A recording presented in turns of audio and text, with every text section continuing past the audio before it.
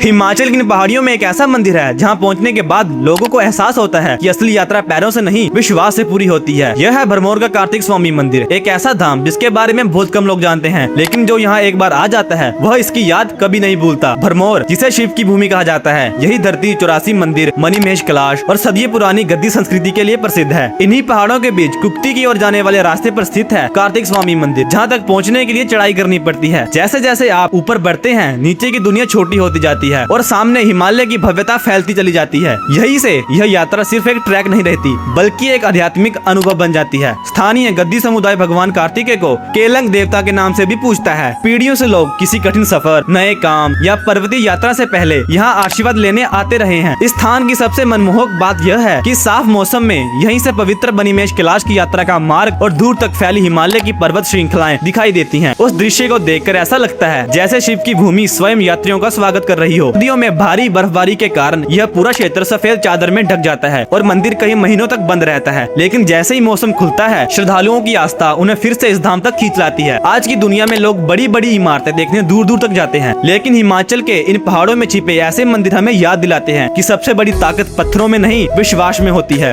अगर कभी भरमौर आना हो तो सिर्फ मणिमहेश ही नहीं, कार्तिक स्वामी मंदिर के दर्शन भी जरूर करना। हो सकता है यहाँ की खामोशी आपको वो सुकून दे दे जिसकी तलाश शहरों में कभी पूरी नहीं होती। ऐसी ही अनसुनी और रहस्यमयी यात्राओं के लिए हमारे साथ जुड़े रहें और हमारे अकाउंट को फॉलो कर लें। हर हर महादेव।